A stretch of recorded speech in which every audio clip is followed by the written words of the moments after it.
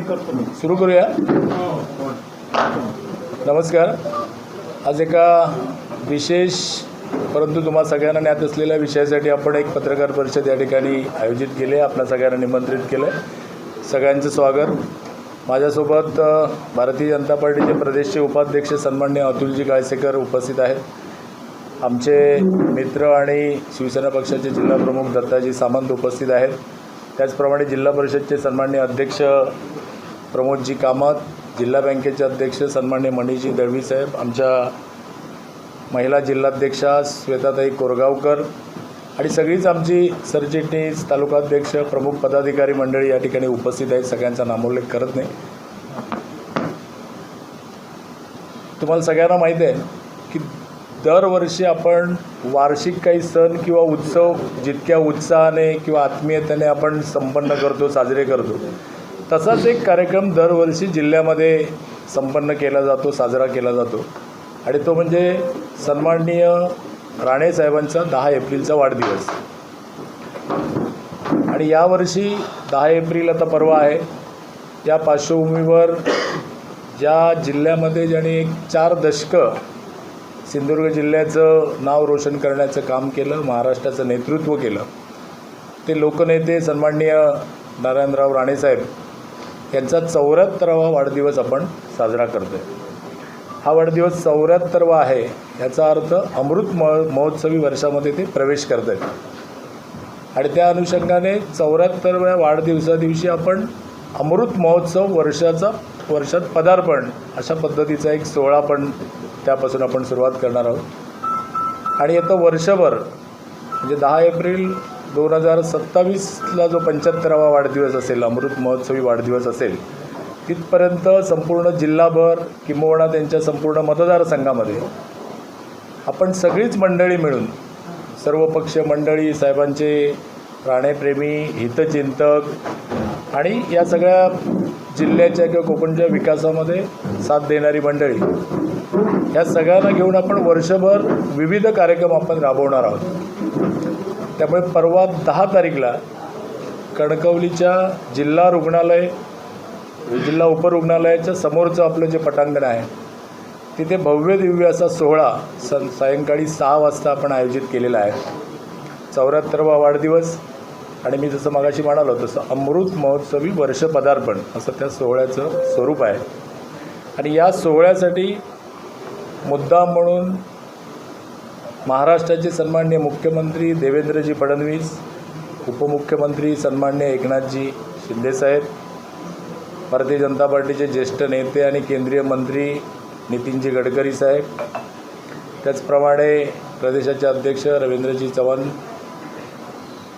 उदयजी सामंत असतील आणि अनेक मंत्रिमंडळातले, राज्य मंत्रिमंडळातले मंत्री, आमदार आणि विविध क्षेत्रातली मान्यवर मंडळी त्या दिवशी उपस्थित राहणार आहेत आणि साहेबांना शुभेच्छा प्रदानाचा कार्यक्रम त्या ठिकाणी संपन्न होणार आहे। या सगळ्या कार्यक्रमाच्या निमित्ताने एक 2-3 विषय आपण अभिनव पद्धतीने घेतलेले आहेत। एक म्हणजे राणेसाहेबांच्या वाढदिवसा दिवशी जी काही सर्वपक्षीय कार्यकर्ता असतील, सामाजिक क्षेत्रात काम करणारी मंडळी असतील, हितचिंतक असतील, या सगळ्यांना एक आवाहन आम्ही करतो आहे की साहेबांच्या भेटीसाठी येताना पुष्पगुच्छ किंवा कुठली दुसरी भेटवस्तू न आणता साहेबांसाठी एक पुस्तक, किमान एक पुस्तक भेट म्हणून त्यांनी आणावं। त्यासाठी आपण एक वेगळी व्यवस्था केलेली आहे की प्रवेशद्वाराच्या इथेच ते पुस्तक स्वीकारलं जाईल, त्याची नोंद केली जाईल आणि साधारणतः असा हजारो पुस्तकांचा संकलित करण्याचा अभिनव असा उपक्रम जो बहुधा महाराष्ट्रामध्ये पहिल्यांदाच आपण करतो आहे। आणि ही सगळी पुस्तकं ज्यावेळी जमा होतील तेव्हा त्याचं सॉर्टिंग केलं जाईल आणि जिल्ह्यातल्या ग्रंथालयांना ती उपलब्ध करून दिली जातील। म्हणजे अशा अर्थाने की वाढदिवसाच्या निमित्ताने का होईना पण सिंधुदुर्ग जिल्ह्यातल्या वाचक चळवळीला एक वृद्धिंगत करण्याचा एक प्रयत्न सगळ्यांच्या कल्पनेतनं आलेला आहे। आपण तसं निमंत्रण पत्रिका असेल किंवा आवाहन करतो आहे, पण तुम्ही पत्रकार मित्रांनी यामध्ये थोडं विशेष लक्ष दिलं पाहिजे की या गोष्टीचं थोडं जनतेपर्यंत चांगल्या पद्धतीने पोचेल, कारण अभिनव असा एक उपक्रम आहे आणि त्यामुळे तुम्ही त्याला जरा एक विशेष प्रसिद्धी द्यावी आणि जेणेकरून हा उपक्रम आहे तो यशस्वी करावा, असा एक त्यातला महत्त्वाचा विषय आहे. दुसरा त्यातला एक विषय आहे की राणेसाहेबांचा वाढदिवस म्हटलं की पक्षीय कार्यकर्ते किंवा असं इतक्यापुरता तो मर्यादित नसतो. तर राणेसाहेब संपूर्ण कोकणाचे नेते आहेत, सगळ्यांचं प्रेरणास्थान आहे, आदरस्थान आहे. त्यामुळे समाजातली अनेक मंडळी या कार्यक्रमाला उपस्थित राहतात. यावर्षी ती मंडळी उपस्थित राहतील, पण आम्ही आमच्या सगळ्या नियोजन जे करताना एक आपण केलं आहे की त्यांच्यासाठी काही विशेष एक निमंत्रण अशा सगळ्या समाजातल्या मंडळींसाठी जाईल आणि ती सगळी मंडळी या ठिकाणी उपस्थित राहतील. त्यांच्यासाठी आसनाची एक विशेष व्यवस्था, बैठक व्यवस्था त्यांच्यासाठी केलेली आहे. आम्ही तर त्यांना निमंत्रण देऊ, पण तुमच्या माध्यमातून सुद्धा हा थोडासा विषय समाजापर्यंत गेला पाहिजे असं मला वाटतं. तर अशा पद्धतीने 74वा वाढदिवस 2 दिवसावर आहे. 10 तारीख आपल्या जिल्हा उपरुग्णालयाच्या समोरचं पटांगण संध्याकाळी ठीक 6 वाजता. कारण या सगळ्या कार्यक्रमामध्ये अनेक मान्यवर मंडळी आहेत, सगळ्यांचे प्रोटोकॉल आहेत, त्यामुळे कार्यक्रम ठीक 6 वाजताच चालू होईल. आणि तो कार्यक्रम संपल्यानंतर या सगळ्या कार्यक्रमासाठी 2 विशेष सेलिब्रिटीसुद्धा उपस्थित राहणार आहेत. एक आहेत प्रसिद्ध अभिनेते संजय दत्त आणि दुसरं सोनू निगम, जे प्रसिद्ध गायक आहेत. हा सगळा कार्यक्रम संपल्यानंतर लगेचच सोनू निगमचा लाईव्ह कॉन्सर्ट हा जो कार्यक्रम आहे, तर तो त्यानंतर या सगळ्या वाढदिवसाच्या कार्यक्रमानंतर संपन्न होईल. तरी आपल्या सगळ्यांच्या माध्यमातून संपूर्ण जिल्ह्यातील साहेबांच्या सगळ्या मतदारसंघातील सगळ्याच नागरिकांना माझं एक आव्हान आहे की अमृत महोत्सवी वर्ष पदार्पणाचा जो हा सोहळा संपन्न होणार आहे मान्यवरांच्या उपस्थितीमध्ये, तर त्या सोहळ्यामध्ये मोठ्या संख्येने उपस्थित राहावं, साहेबांना शुभेच्छा देण्यासाठी आणि हा कार्यक्रम यशस्वी करावा असं एक आव्हान आम्ही सगळ्यांच्या वतीने सिंधुदुर्ग जिल्ह्यातल्या सर्वच मान्यवरांच्या वतीने करतो आहे. असं आहे की प्रत्येक महिन्याची 10 तारीख असेल, त्या 10 तारीखला थोडंसं मागे पुढे काय असेल तर पण त्या दरम्याने एक उपक्रम या संपूर्ण मतदारसंघामध्ये सामाजिक पद्धतीचा होईल.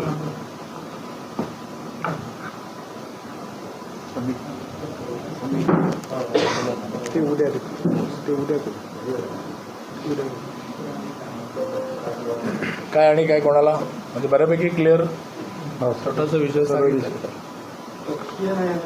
अनेक मंडळी उपस्थित राहणार, विशेष काही मंडळी उपस्थित राहणार ना, विशेष पक्षी त्याच्यासाठी विशेष आसन व्यवस्था हो केली ना, तेच म्हटलं. नाही अशी राखीव आरक्षित व्यवस्था असेल ज्यांच्याकडे सन्मानिका ज्यांना आपण देणार आहोत ना समाजातली काही लोक, तर त्यांच्यासाठी एक विशेष व्यवस्था आहे. म्हणजे असं होतं की अनेकांना राणेसाहेबांच्या वाढदिवसाला यायचं असतं, पण आपण गेलो तर आपल्याला त्या ठिकाणी आसन व्यवस्था असेल की नाही अशी शंका आहे. डॉक्टर्स आहेत, वकील्स आहेत, काही कॉलेजचे प्राचार्य आहेत, प्राध्यापक आहेत, अशी अनेक मंडळी, काही लेखक आहेत आणि मोठी काही एखाद्या आपल्या पक्षाचं नाही आहे, म्हणजे भारतीय जनता पार्टी शिवसेनेचे नाही आहेत, अन्य पक्षाचे आहेत, अशा सगळ्यांसाठीच कार्यक्रम, कुठेही पक्षीय बॅनर नाही आहे ना कधी. अशानं मुद्दाम विशेष निमंत्रण आहेत. काही माजी आमदार आहेत, पक्षाचेच नाही आहेत, भारतीय जनता पार्टी शिवसेना, अशांना विशेष व्यवस्था म्हणून त्यांना एक सन्मानाने त्यांना बोलवणं आणि त्यांना तिथे बसण्याची वेगळी व्यवस्था करणं, हा त्यामागचा उद्देश आहे. हा सर्वसमावेशक सर्वव्यापी असा एक कार्यक्रम हवा वर्षभर. पुस्तकाची भेट स्वीकारणार म्हणून सांगितलं, एक चांगला उपक्रम आहे.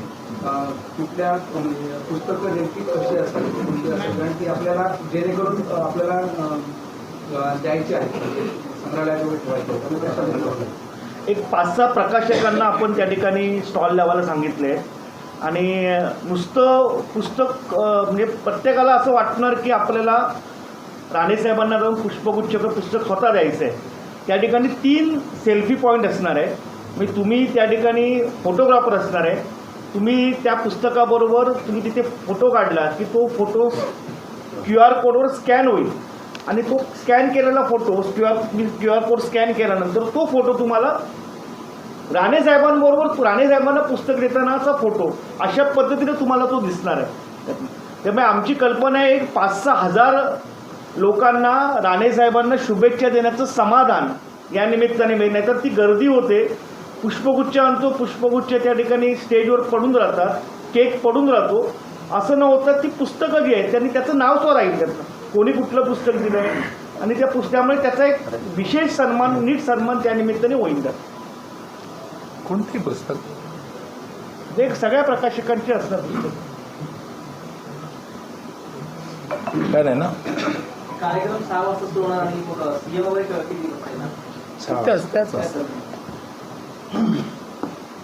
आता आम्ही किती सांगितलं तरी दौरे सगळे तुम्हाला मिळणारच आहेत.